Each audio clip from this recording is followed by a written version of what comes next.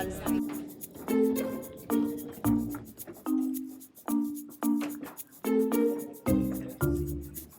Attention à la marche.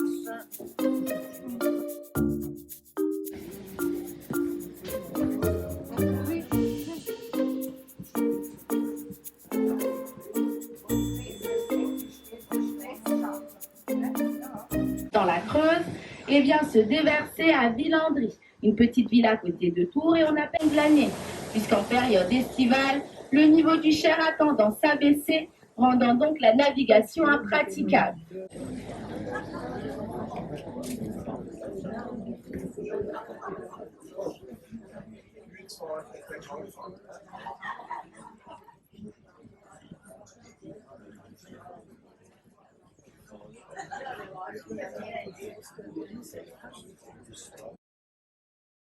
Le moulin.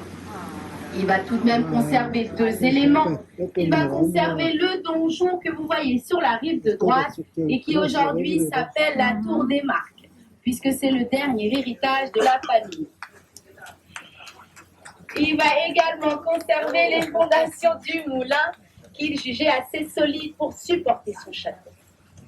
Et voilà, Thomas Boyer avait de grands rêves pour Chenonceau, mais il n'avait pas les finances. Il va donc profiter de son poste au sein du royaume, à savoir trésorier du roi, et il aura une petite idée.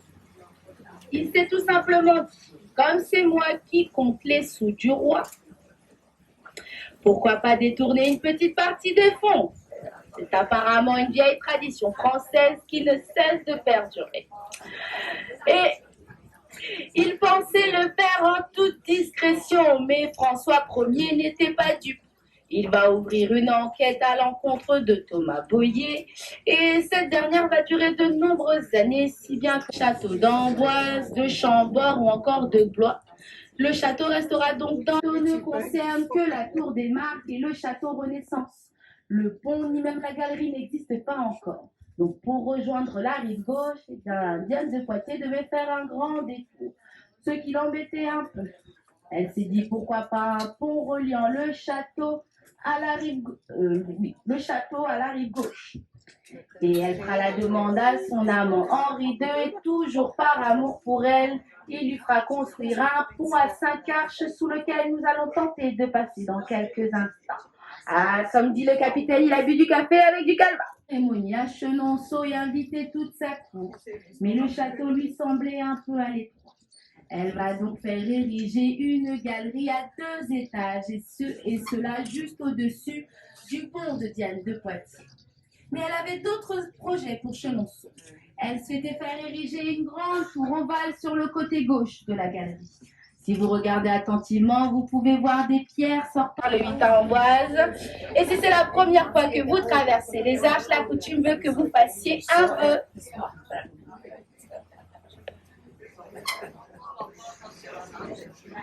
Mais sinon, à la nage. On a réussi à passer, on verra bien pour le retour. Ouf, c'est passé. Je vais certainement exaucer l'un de vos vœux. Je vais faire une pause dans mon récit et arrêter de raconter des bêtises. Vous allez pouvoir vous balader librement sur le bateau, monter à l'étage également. J'arrive dans un instant, monsieur. Vous pouvez monter sur le ponton également et j'aurai juste une toute petite demande.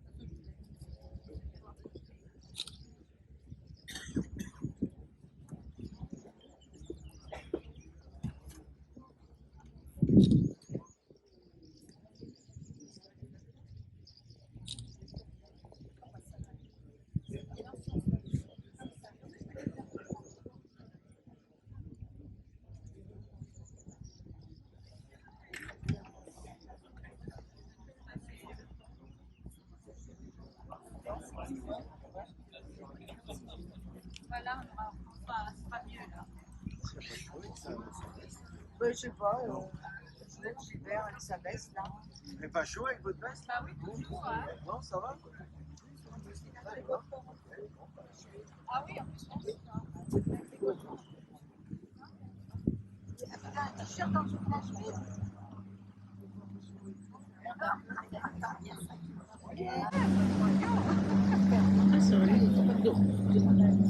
Ah, peu donc. La galerie.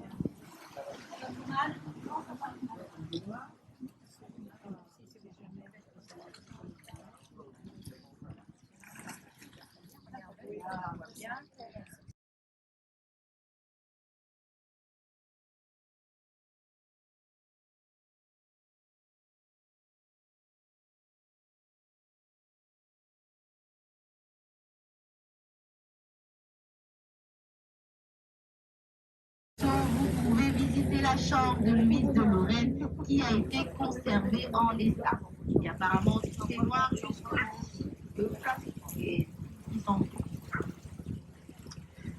Maintenant, je vais faire un bond dans le temps au XVIIIe siècle et vous parler d'une autre Louise. Alors, cette fois-ci, elle n'est pas reine, puisque Louise Dupin était l'arrière-grand-mère d'Aurore Dupin, qui était mieux connue sous son nom de plume puisqu'il s'agissait de George Sand. Et tout comme son illustre descendante, Louise Dupin était une femme de lettres. Elle était proche des philosophes des Lumières et organisait de temps en temps des cafés littéraires à Chenon. Mais cette proximité avec les philosophes aura une toute autre Où est-ce qu'on serait? Où nous situerions-nous? J'arrive à rien à cette phrase. Où nous situerions-nous? Voilà, tout comme la dame. Donc à votre avis, on est sur le cher. Sur la ligne de démarcation, avec la zone occupée par les Allemands sur votre gauche et la France sur votre droite. Et on aurait pensé qu'avec un chapeau ensemble la ligne de démarcation, on aurait pu passer plein de résistants en tranquille. Effectivement, le gardien était de mèche avec les passeurs, donc certains ont pu passer. Mais à cette époque, le château était occupé par les Allemands, donc il fallait trouver une autre solution.